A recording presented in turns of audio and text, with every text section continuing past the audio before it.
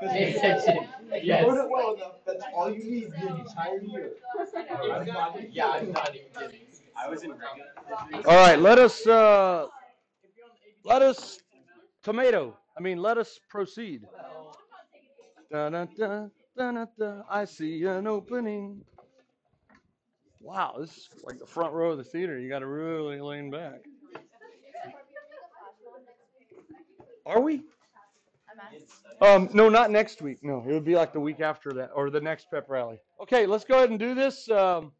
If you don't know what the graphs look like for the functions whose limit we're approaching, that's okay because we're only looking at the end behavior, right? Like from outer space.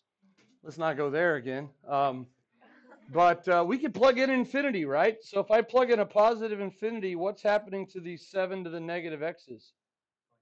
They're going to 0, right? Because that's 7 to the negative infinity, which again, as we said the other day, was like 1 over 7 to the infinity, which is approaching 0, right? So in that case, the limit is 4 minus 0 over 2 plus 0, which is 2. Yeah. So as it approaches that end, the constants who never change are ruling the day. That's pretty cool. But as we go out to the left, I plug it in off to the side. Remember, we don't really technically underneath here in our project plug in an infinity. We kind of do it off to the side, right? Like where you go, like behind the building when you're smoking the cigarettes, right? You don't want people to see you or vaping or whatever, right? You do it when the teacher's not looking and you exhale into your book bag, right? So you plug in a negative infinity, and of course that becomes 7 to the infinity, which goes really big, really fast. And so what is 4 minus infinity? Well, careful. 4 minus infinity would be negative infinity. And at the bottom, 2 plus infinity is infinity. So what is negative infinity over infinity? In this case, it's negative 1, right? It's leading coefficient over leading coefficient because it's the same type of infinity, right? They're both base 7. So it's leading coefficient over leading coefficient. Okay? Now, what if, that means hypothetically, right, I guess. What if the top, instead of being base 7, had been base 8? Would that change this limit over here? The first one? No, because they're still going to 0, right? The top's just going to 0 faster, but it's not a race. They have forever to get there. But in this case, it's still negative infinity over infinity, but is it now negative 1? No, because now the top's growing faster. It's getting really big, approaching what? Negative infinity or DNE. Yeah, it would be like the same as having like negative x to the 8th over x to the 7th. Instead of power functions, though, it's exponential. Okay, and what if the bottom, instead of a 7, had been base, I don't know, 17? We'll just use that 1 again. Would that change this one here? The first one? It would change it now? No, it's still going to be 4 over 2. The bottom just goes to 0 in that term faster than the top. But again, it's not a race. But does that change this one? Yeah, now it's still negative infinity over infinity. But the bottom is growing bigger faster, pulling the ratio down to what? 0. Yeah. Oh, wait. 0. Oh, yeah. You what? How?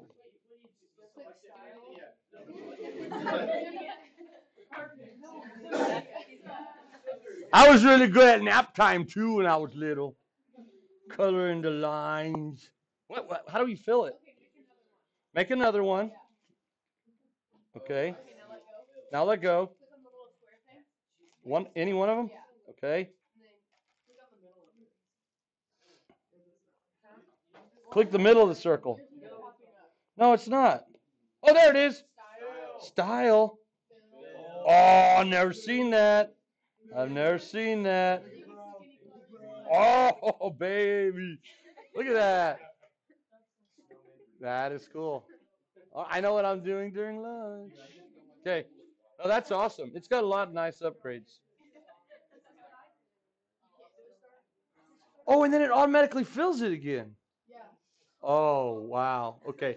Yeah, I don't care for one thing.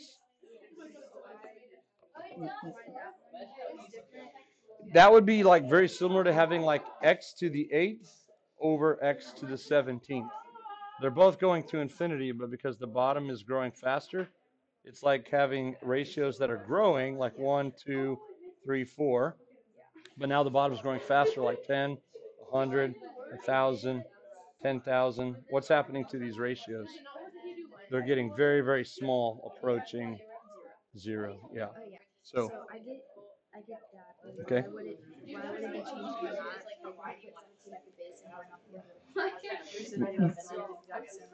Well, yeah, the other one that I had before the 17 was an 8 over a 7. So now the 8, no? Oh, sorry. Oh. Oh, yeah, because when you plug in infinity, 8 to the negative infinity is 1 over 8 to the infinity, which still goes to 0. And then this is 1 over 17 to the 0, which still goes to 0. It just goes to 0 faster, but they still both go to 0. So that one is still approaching, well, because they're both exponential. The bases don't really matter. They're both going to 0. Okay?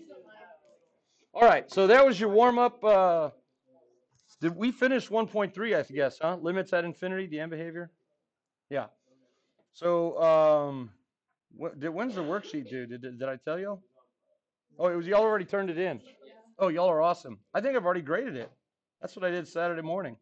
I am on top of things. And y'all have a test on Friday. Yay. Okay. I started making that tomorrow. Yeah, I started making that tomorrow. But I did start the pre-cal test this morning. Yeah.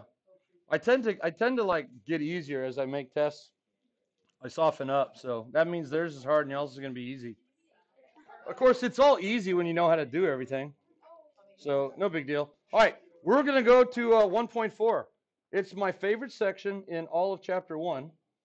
And again, by the way, if you hear like the people at Canyon are already doing derivatives and we're still stuck on limits, just say, sucks to suck. Okay? Because we'll get there. We'll get there.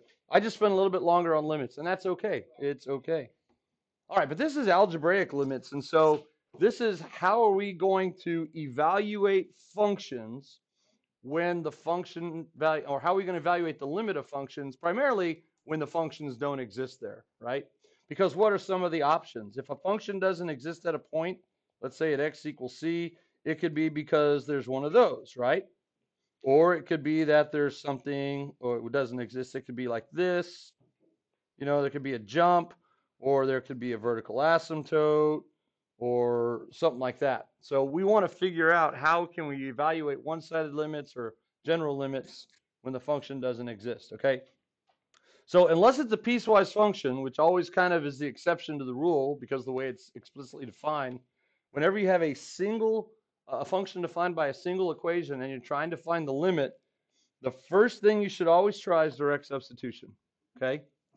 Always direct substitution. So this is not going to be a flow chart, but this is the first thing that you always want to try. Bless you. The rest of this section is primarily going to be committed to how do you then get around a problem like 0 over 0 or infinity over infinity that you get when you use direct substitution. We've already seen one method, right, where we factor and divide out the 0 over 0 problem and then plug in, but we're going to see a bunch of others, okay? So let's just practice direct substitution, right? What's the limit as x goes to 5/3 of cosecant of x? Well, I don't know. Let's try indirect transference. What's it called? No, direct substitution. Oops. Oops. Let's just plug it in. I get cosecant of 5/3. Now remember, on a free response, you don't have to simplify as long as it's an actual answer. Is the cosecant of 5/3 defined? Yes. So this would be your free response answer if it should arise. But of course, the multiple choice answer would not be that. So of course, we have to know that this is 2 square root of 3 over 3 would be like one of the answer choices. But it would be the incorrect one in this case. Because we're in quadrant 4, where sine and cosecant are negative. Right. So yeah, make sure that we're still up with the unit circle. Okay? That would be your multiple choice answer. That's why we don't simplify in the free response, because if we're off by a negative, it's wrong. Okay, the limit as x goes to -4 from the left. How do we evaluate a one-sided limit? The D&E? No. I heard y'all like getting on the D&E bandwagon. I'm like, that's like the best answer ever. Don't. Try direct substitution, okay? You plug in a -4 and you get the opposite of -4, you get the square root of 4, which of course is 2. The function's continuous there. So if you get an output, that's going to be your answer. Okay?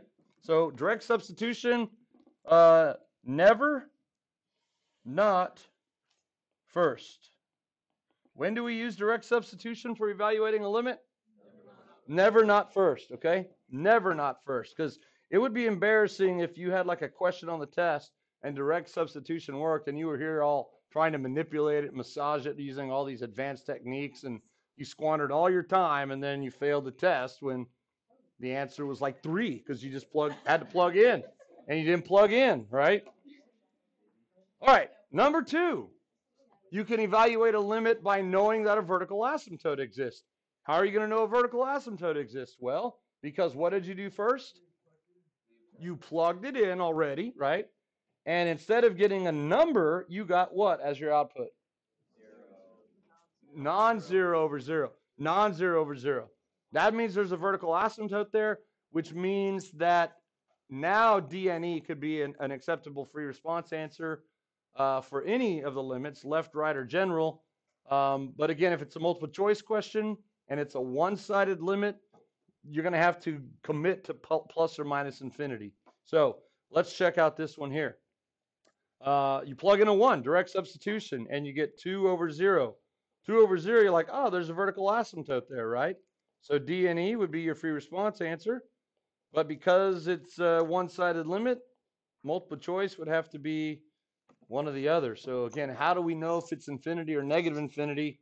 If we know there's a vertical asymptote there, but we don't know what the graph looks like.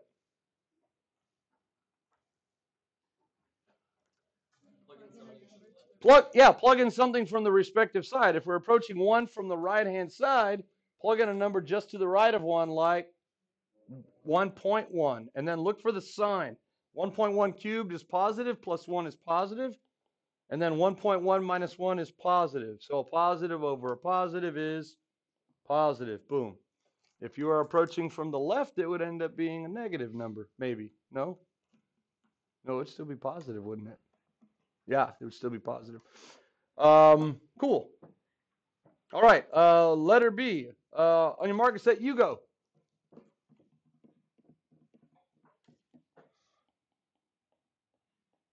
That used to be a car, the Yugo. They were, yeah, it was a lemon. Yeah, it was from Yugoslavia, and the windows didn't even roll down.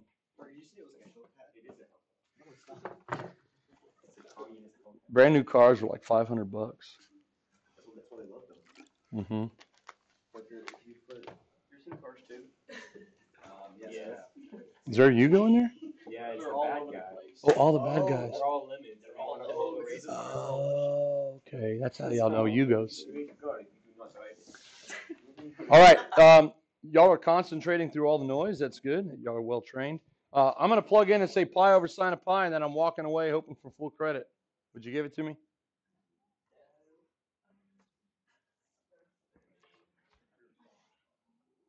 What if you know that I committed crimes at night instead of sleeping? Then would you give it to me? Right? Oh, yeah. It has nothing to do with my character, right? What is sine of pi? 0.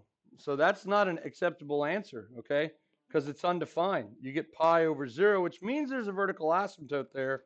So free response could be D&E, but it's a one-sided limit. So again, it's going to be one or the other, plus or minus. So a number to the right of pi, like 3.141593, right? I don't know, like, I don't know. You plug in a number bigger than pi, the top's going to be positive, but the sign of something bigger than pi, just to the right of pi, is what? Negative, right? Think the unit circle again. Here's pi. So if we want something that's bigger than pi, just bigger than pi, We're in quadrant 3 where sine and y are negative, right? Sine y, height, y sine height. That's how you know sine is y. So that's going to be a negative in the bottom, a positive in the top, so it's a negative infinity. Orale, okay? So direct substitution, never not first. Example 3, end behavior limits. That's the next type of limit you're going to have to evaluate, and these are easy to spot. How do we know it's an end behavior limit? What about a lemon? Oh, x is approaching infinity or negative infinity. Yeah. So for a ratio like this, again, we've done this. Analyze the leading terms, how fast they're growing. This would be the case where they're growing at the same rate. So it's approaching the quotient of the leading coefficients, which would be negative 5/4. And that means that this function would have a horizontal asymptote at negative 5/4. And it would affect the graph on both sides. How about this guy? Oh boy.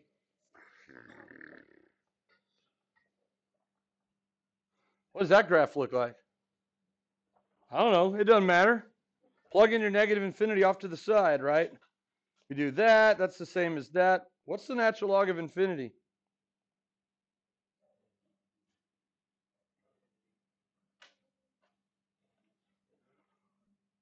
Does it taper off, the natural log? No. It actually goes to infinity, just super duper slowly. Okay? It's like watching molasses crawl uphill in the winter in the snow without shoes. Super slowly. Okay? So it's infinity. Now, let's think about what the graph does. You remember this transformation? Yeah, I do. When you take a graph and you then take the absolute value of its x, what it's going to do is it's going to graph the same thing for positive x, right? Because positive x, absolute value positive x is the same. But it's going to graph everything in negative x land as if it were positive x land. So whether or not any part of the original graph existed over here in quadrants 2 and 3 where x was negative, it's going to graph just like this. So like this is the point 1, 0. This would be the point negative 1, 0. So it's really leave quadrants 1 and 4 alone and reflect it across the line x equals 0 or the y-axis. So that's what the graph of the natural log of the absolute x looks like. Okay, so as you go out to the left, it's also going to infinity. But you didn't need to know that to evaluate it, right? It's an end behavior. You can quote unquote plug in infinity off to the side, right? Not for reals, but for fakes maybe. Yeah. Okay. And then example 4, evaluating a limit of piecewise functions. These two, as it says, are easy to spot. Why? They have the little bracket symbol thing. Yeah. That's an open brace. Open brace. And we typically don't close it off. And you could define it by an interval that doesn't overlap as many functions as you want, as long as it still is a function. So this is going to be a parabola, as it says, to the left of 2 and at 2, and then it switches to a line at 2. So here's where you can't use direct substitution to find the limit, because it's defined by different pieces possibly from left and right. So the general limit at 2, again, if we were using direct substitution, I would just plug it into the top because that's where it's equal to 2, but I can't do that. So let's think about what is the limit from the left of 2. Well, left of 2 is less than 2. So if I plug that in there, what do I get? 2 squared is 4 minus 3 is 1. So it's 1 from the left. And then right of 2 is greater than 2. I plug it in and I get 2, right? Does 1 equal 2? No. So the general limit is D and E. And of course, just based upon that, what type of discontinuity do we have there? There's a jump. Yeah, perfect. Good. If I asked you to find the limit at any other value besides 2, direct substitution would work. You would just have to plug it into the respective piece. So for instance, what would be the limit as x goes to 0 of f of x? -3. Yeah. You just plug it into the top piece because 0 is less than 2. Okay? So the only place where it's not continuous is at 2, where there's a jump. All right, this one. If f of x is equal to sine of x when x ain't pi, and it's 1 when it is pi. So what would be the general limit as x goes to pi? Well, this one we don't have to do the limit from the left and the limit from the right separately, because when you have a not equals like that, that means that it's the same function to the left and the same function to the right. Same function to the left, same function to the right. So you can actually evaluate it by direct substitution, but you're going to plug it directly into the spot where it says not to, right? It seems kind of weird. It's sine of x when x ain't pi. What's the limit as x goes to pi? Well, I'm going to plug it right back in where you said x ain't pi. And it becomes sine of pi, which is what? 0. So free response answer, multiple choice answer. So let's see quickly why that works. If you were to graph this function, sine of x is Sahala, so there's 2 pi, 1 cycle. There's half of it pi. Here's pi halves. And of course, 3 pi halves. You're just getting your 5 critical values starting at 0. There's 1, there's negative 1. So Sahala is axis high, axis low, axis. And so we're saying, okay, everywhere except at pi, let's let it be the graph of sine. So there's a giant open circle right there, and then we continue on. And when it is pi, we're calling it 1. So what would the limit be as we approach pi? Well, we're approaching where the old y value used to be, which of course is sine of pi. It's 0.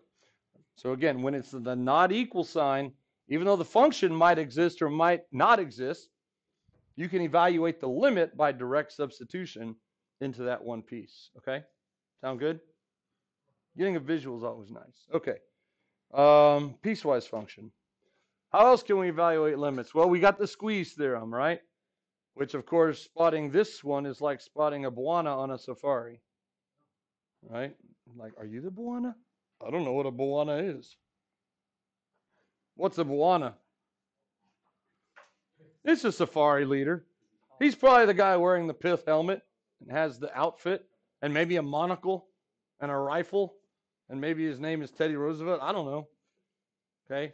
But maybe it is obvious, maybe it's not. It depends if you know what you're looking for. That's kind of what I mean, huh? So let's see why this one is a squeeze theorem. Not just because it falls under example 5, but what's the other tell? If the natural log of x plus x squared is less than or equal to j of x, which is less than or equal to e to the x minus 1 for all x in an interval containing 1, except possibly at 1 itself, find the limit as x goes to 1 of j of x. What? Yeah, the compound inequality is really the giveaway, right? We have an unknown function j of x, which you can physically see is sandwiched between a bottom piece of bread, right? ln of x plus x squared, and a top piece of bread, e to the x minus 1. And we want to know the limit of the unknown function that is squeezed between them. So remember the format. We'll take the limit as x goes to 1 of the bottom slice of bread, natural log of x plus x squared. We'll plug it in and we get the natural log of 1 plus 1 squared, which on a free response we don't have to simplify, but we kind of need to for comparison purposes, don't we? Oh, that's how they get you. So what is the natural log of 1? 0. Plus 1 squared is 1. So that's 1. And then the limit as x goes to 1 of the top slice of bread is e to the x minus 1. Well, that's e to the 1 minus 1, which is e to the 0, which of course is also 1. All right, so we know that at x equals 1, the bottom slice and the top slice go through the point 1, 1. So now we'll say, because we'll list the inequality, because the natural log of x plus x squared is less than or equal to j of x, which is less than or equal to e to the x minus 1, and because 1 equals 1. So those are the two things that you really need to list, and they could be in either order. Okay, since this evidence appears the same, and our unknown function is sandwiched between them, okay, then you could say by the squeeze theorem, whenever you use the theorem, you want to go ahead and name it, comma, the limit as x goes to 1 of j of x equals the same number, 1, and then irresistibly you say something after that like as well. I don't know. Or también, or whatever you want, right? Hey, it's lunchtime! And it couldn't have come at a better time. 12:17. All right, have a great lunch. When you get back, it's all about how to get rid of 0 over 0.